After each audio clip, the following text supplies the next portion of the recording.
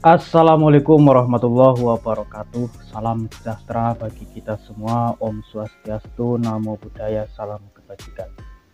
Saudara sebangsa setanah air, kali ini saya akan meng-share perkembangan isu dugaan tindak pidana korupsi yang melibatkan calon presiden dari Koalisi Perubahan, Maulana Yohanes Anies Baswedan. Mari kita bacakan beritanya dulu.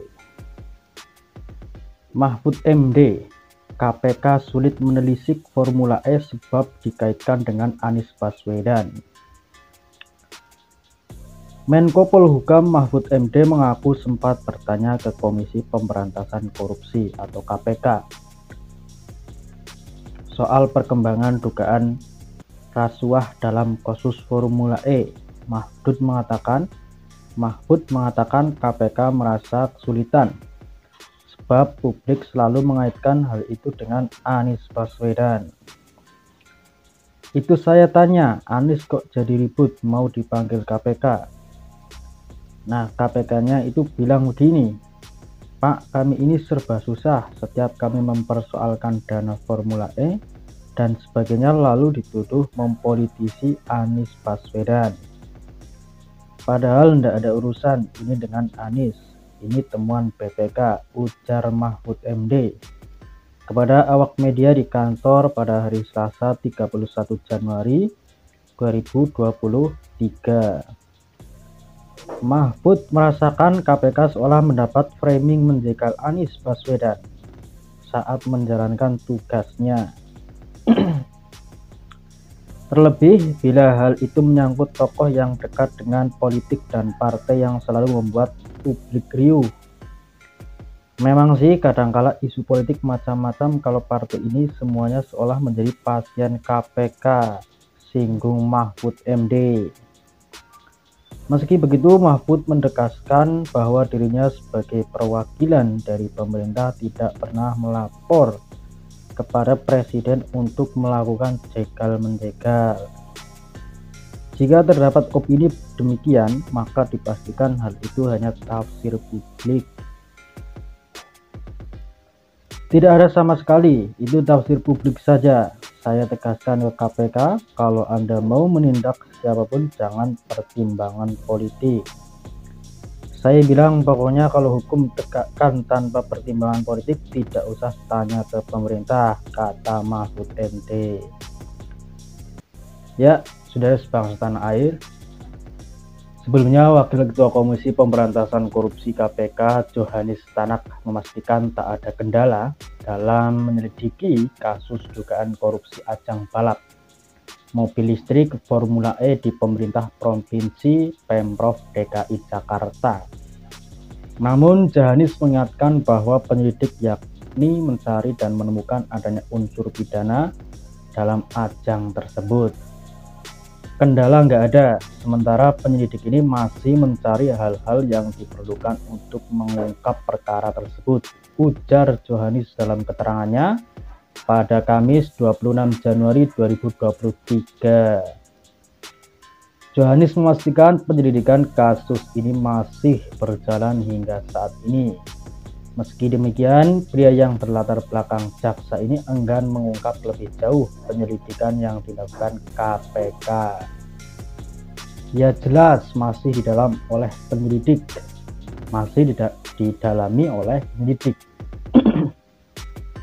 Karena penyelidik masih bersifat rahasia, saya juga nggak boleh mengungkapnya, kata dia. Sebelumnya KPK juga menyatakan siap menjerat pihak yang terbukti bersalah dalam kasus ini.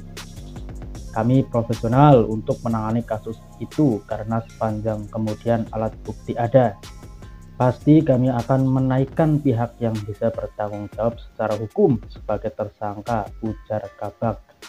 Pemberitaan KPK Ali Fikri dalam keterangannya Kamis 5 Januari 2023. Ali menegaskan penanganan kasus Formula E di KPK masih pada tahap penyelidikan. Menurut dia, kasus dugaan korupsi Formula E ini merupakan penyelidikan terbuka yang tidak memiliki keterbatasan waktu. Berbeda dengan penyelidikan tertutup ya, seperti OTT itu kan 24 jam harus menentukan sikap gitu. 1 kali 24 kalau lebih menyalahi aturan hukum acaranya, tapi penyelidikan terbuka semacam Formula E itu bisa waktunya panjang, kapanpun bisa dilakukan. Jadi tidak dibatasi oleh waktu, kata Ali. Namun Ali menyayangkan ada beberapa pihak yang mengaitkan pengusutan kasus Formula E ini dengan politik. Ali menegaskan KPK tidak terlibat dengan politik praktis. Ya sebenarnya begini, kemarin juga sudah saya sampaikan, kami menyadari karena saat ini gerbang menuju 2024 yang kita sebut sebagai tahun politik, maka kerja-kerja KPK pasti selalu dikaitkan dengan politik. Tapi kami pastikan bahwa seluruh kerja-kerja KPK, program yang berkaitan dengan bidang penindakan tidak ada kaitannya sama sekali dengan urusan politik, kata Ali.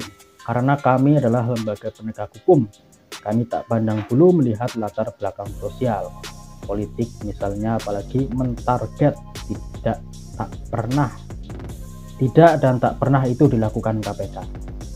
Tapi kemudian ketika ada laporan masuk ke KPK, kami pastikan akan tindak lanjut siapapun itu, ujar menambahkannya.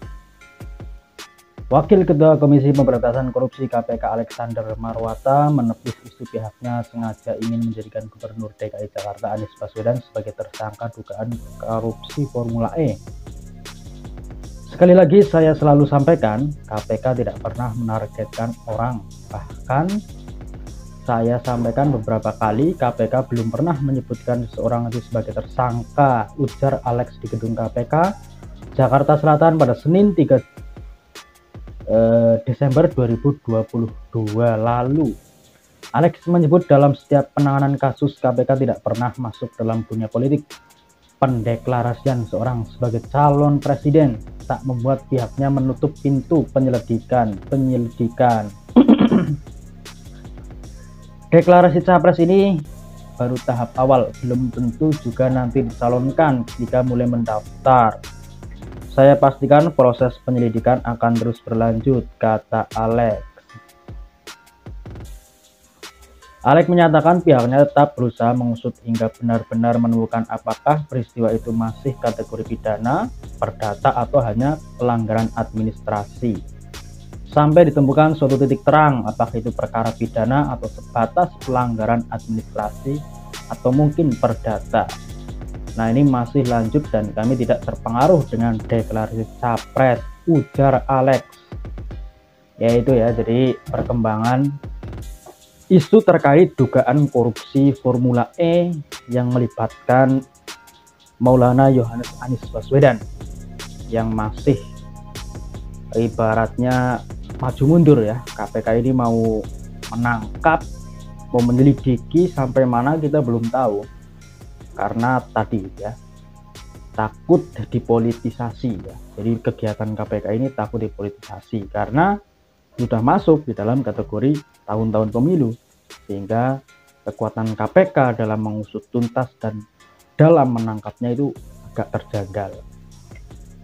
Jadi saudara sebangsa tanah air ya, harus diusut tuntas tentunya Formula E dengan uang yang begitu besar ya, dan juga jika tidak dialokasikan kepada Formula E untuk mensejahterakan rakyat ya baiknya begitu, tapi sudah membuang dana besar-besaran, tidak ada manfaatnya untuk kemaslahatan masyarakat ya, maka itu sangat merugi, sangat benar-benar merugi di dalam ketatanegaraan DKI Jakarta ya. Semoga lanjut daripada isu-isu terkait ini terus mencapai titik temu, sehingga jangan sampai orang dalam kategori terkait kasus KPK ini lolos dan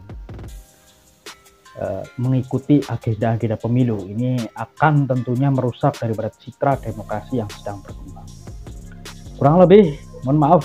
Terima kasih. Wassalamualaikum warahmatullahi wabarakatuh. Salam Pancasila.